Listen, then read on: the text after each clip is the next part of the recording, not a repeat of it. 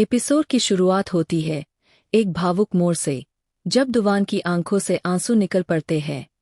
वह सांझ से कहता है कि उस पुराने पेपर चिट को फिर से फोल्ड करके दे दे। सांझ उसे मुस्कुराते हुए फोल्ड करके वापस देती है और दुवान कहता है, मैं इसे हमेशा संभाल कर रखूंगा। फिर वो खुद को दोषी मानते हुए कहता है, मैंने तुम्हें बहुत बार रुलाया है ना। इस पर सांझ इनकार करती है, लेकिन दुवान वादा करता है, अब ऐसा कभी नहीं होगा। उसके बाद वह उसे गले लगाता है और पूछता है, क्या तुम सिर्फ मुझे ये सब बताने के लिए यहाँ आई हो? सांझ भावुक होकर जवाब देती है, कल रात तुम्हारे डैड से बात सुनी तो डर गई थी कि कहीं तुम ब्रेकअप करने का सोच रहे हो, इसलिए तुम्हें खुद बताने चली आई। दुवान थोड़ी नाराजगी में मगर प्यार से कहता है, तुमने ऐसा कैसे सोच लिया? अगर तुम्हारे डैड कहते भी कि हम ब्रेकअप करें, तो मैं तुम्हें घर से लेकर चला जाता, और अगर वे हमें एक्सेप्ट नहीं करते तो मैं तुम्हारे साथ जाकर तुरंत शादी रजिस्टर करवा लेता। मैं बिल्कुल सीरियस हूँ। सांझ उससे पूछती है, तुम अचानक यहाँ आ गए, ऐसा क्यों? दुवान बताता है, मैं सोच रहा था कि जब तक तुम ग्रेजुएट नहीं हो जाती मैं यही रुक जाऊं। उसके बाद हम दोनों साथ में वापस चलेंगे, या फिर मैं यहाँ से चला जाऊंगा और दूसरी जगह जाकर अपना बिजनेस शुरू करूंगा, बस तुम्हारे पेरेंट्स को ये प्रूव करने के लिए कि मैं तुम्हारे लायक हूँ। जब तक वो मुझे एक्सेप्ट नहीं करते मैं हार नहीं मानूंगा। फिर वह सांझ से कहता है, अब तुम्हें बस एक काम करना है, अपनी पढ़ाई पर ध्यान देना है। अपने पेरेंट्स की चिंता मत करो, उन्हें मैं मना लूंगा। फिर वह सांझ से मुस्कुराने को कहता है और दोनों बहुत खुश नजर आते हैं।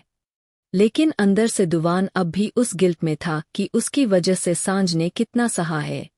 बाद में सांझ दुवान से पूछती है, क्या तुमने मुझे कभी बुरा ट्रीट किया? दुवान थोड़ा घबरा जाता है, लेकिन सांझ जवाब देती है, तुमने हमेशा मुझे बहुत अच्छे से ट्रीट किया है, पहले भी और अब भी। इसी बातचीत में दुवान पहली बार कहता है, आई लव यू। वह माफी मांगते हुए कहता है, मुझे माफ कर दो कि मैं ये बात इतनी देर से बोल पाया। मुझे पता है मेरी वजह से तुम बहुत परेशान रही हो, लेकिन अब से ऐसा कभी नहीं होगा। मैं वादा करता हूं कि मैं तुम्हारे साथ रहकर तुम्हारे इस फैसले को कभी गलत साबित नहीं होने दूंगा। अगले दिन सांझ अपने हॉस्टल लौट जाती है ताकि डिजाइन कंपटीशन की तैयारी कर सके। उधर दुवान अपने ऑफिस पहुंचता है, जहां वो अपनी बॉस और उनके पति से मुलाकात करता है और उन्हें अपनी रेजिग्नेशन के बारे में बताता है। बॉस यह सुनकर हैरान होती है और कहती है कि वह नहीं चाहती थी कि दुवान यहाँ से जाए। दुवान उन्हें पूरी सिचुएशन बताता है, कैसे सांझ के पेरेंट्स को अब भी उसके बैकग्राउंड को लेकर शंका है और वह उन्हें प्रूव करना चाहता है कि वह उनके लिए एक काबिल इंसान है। इसलिए वह एक नई सिटी, नांगो, में जाकर खुद का बिजनेस शुरू करना चाहता है, ताकि वह अपने दम पर कुछ बनकर दिखा सके और उनके दिलों में जगह बना सके। बॉस दुवान की बातों से प्रभावित होती है और कहती है, नया बिजनेस शुरू करना आसान नहीं होगा, लेकिन तुम जैसे इंसान के लिए नामुमकिन भी नहीं है। मैं हेडक्वार्टर से बात करूंगी और तुम्हारी जितनी मदद हो सकेगी करूंगी। बातचीत खत्म होने के बाद जैसे ही दुवान ऑफिस से निकलता है, उसे डॉक्टर का कॉल आता है। डॉक्टर उसे बताते हैं कि उसके डैड की हालत बहुत नाजुक है और शायद यह उनका आखिरी वक्त है। अगर कुछ कहना या मिलना है तो अब समय है। यह सुनकर दुवान भावुक हो उठता है।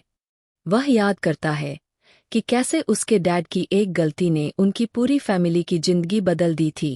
एक एक्सीडेंट के बाद वह डर के मारे भाग निकले थे। इसी डर और शर्मिंदगी ने उन्हें अंदर से तोड़ दिया था। बाद में कर्ज, शराब और असफलता ने उन्हें ऐसा गिरा दिया कि उन्होंने आत्महत्या की कोशिश भी की। दुवान की मां कैंसर से पीड़ित थीं और वो अपने पति की हालत संभालने में ही सारी कमाई लगा बैठीं। इलाज की कमी के चलते उनकी मौत हो गई। अब दुवान के दिल में अपने पिता के लिए नाराजगी और दर्द दोनों है, लेकिन साथ ही उसे यह भी एहसास है कि शायद अब भी कुछ कह पाने का समय बाकी है। शायद आखिरी बार। दुवान अपने पिता के पास बैठा है, गहरी भावनाओं से भरा हुआ। वह उन्हें बताता है कि उसने उनके सारे कर्ज चुका दिए हैं, लेकिन फिर भी अपनी माँ को खोने का दर्द वो कभी नहीं भूल पाएगा। वह कहता है, अगर आप कभी मोम से मिले तो उनसे माफ़ी जरूर मांगिएगा। जैसे ही वो ये कहता है, उसके पिता की सांसें थम जाती है। ये पल दुवान के लिए बेहद भारी होता है। वह अपने दिल को मजबूत कर बाहर आता है, जहां सांझ उसका इंतजार कर रही होती है। उसे देखते ही वो बिना कुछ कहे उसे गले लगाती है और कहती है, रो लो, कोई बात नहीं। तुम्हारे डैड चाहे जैसे भी थे, वो तुम्हारे पिता थे।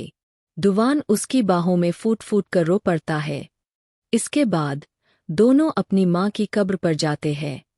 दुवान सांझ को अपनी माँ से मिलवाता है और बताता है कि उसके पिता अब इस दुनिया में नहीं रहे। वहीं सांझ भी अपने दिल की बात उसकी माँ के सामने कहती है, ये बहुत अच्छा इंसान है, आप बिल्कुल चिंता मत करना। मैं इसका हमेशा ख्याल रखूंगी, इसे प्रोटेक्ट करूंगी। आप ये मत सोचिए कि अब इसका कोई नहीं है, मैं हूं इसकी फैमिली, मैं इससे बहुत प्यार करती हूं। सांझ की बातों ने दुवान को पूरी तरह तोड़कर रख दिया, लेकिन उसी वक्त उसके भीतर एक नई उम्मीद भी जगी। वो अब अकेला नहीं था। इसके बाद कुछ समय तक दोनों साथ में कई खूबसूरत पल बिताते हैं। घूमना, बातें करना और एक दूसरे के साथ हर छोटी चीज को जीना। एक दिन दुवान उसे बताता है कि वह जल्द ही एक नई सिटी शिफ्ट होने वाला है, ताकि वहां अपने करियर को आगे बढ़ा सके और सांझ के पेरेंट्स को भी मनाने में आसानी हो। पहले तो सांझ काफी उदास हो जाती है, लेकिन फिर दुवान उसे समझाता है, मैं हमारे फ्यूचर के लिए ये कर रहा हूँ। जब तुम 2 साल बाद ग्रेजुएट होकर आओगी, तब हम साथ में अपनी नई जिंदगी शुरू करेंगे। सांझ पूछती है, तुम कब जा रहे हो? दुवान जवाब देता है, बस 1 महीने बाद। इस 1 महीने में दोनों हर दिन को पूरी तरह जीते हैं। प्यार, मस्ती, यादें और वादों से भरा यह समय बहुत खास होता है। जाने से एक दिन पहले दुवान अपने बैग पैक कर रहा होता है और सांझ उसके लिए खाना बना रही होती है। वह उसे गले लगाकर कहता है, तुम्हारी बहुत याद आएगी। सांझ भी भावुक होकर कहती है, मुझे भी। अगले दिन दुवान को छोड़ने के लिए सांझ एयरपोर्ट तक आती है। वहां दोनों अपना आखिरी रोमांटिक मोमेंट शेयर करते हैं। वह उससे कहती है, अपना ख्याल रखना और पढ़ाई पर ध्यान देना, और दुवान उसे भी वही कहता है। जैसे ही वह एयरपोर्ट के अंदर जाता है, सांझ की आंखों से आंसू बह निकलते हैं, लेकिन दिल में एक भरोसा होता है, ये दूरी हमेशा की नहीं है। एपिसोड के आखिर में एक फ्लैशबैक सीन दिखाया जाता है। एक दिन पहले की शाम का, जब दोनों साथ बैठे लॉन्ग डिस्टेंस रिलेशनशिप की स्ट्रेटेजी बना रहे थे। सांझ मोबाइल पर कुछ पॉइंट्स पढ़ती है और दुवान से कहती है, हम रोज वीडियो कॉल करेंगे। अगर किसी दिन बहस हो जाए तो उसी दिन सुलझा लेंगे। अगर कोई फेस्टिवल हो तो मिलकर सेलिब्रेट करेंगे। कभी मैं मिलने आऊंगी, कभी तुम। दोनों की आंखों में विश्वास होता है कि ये रिश्ता सिर्फ दूरी की वजह से कमजोर नहीं पड़ेगा। इसी उम्मीद, प्यार और वादों के साथ एपिसोड खत्म होता है।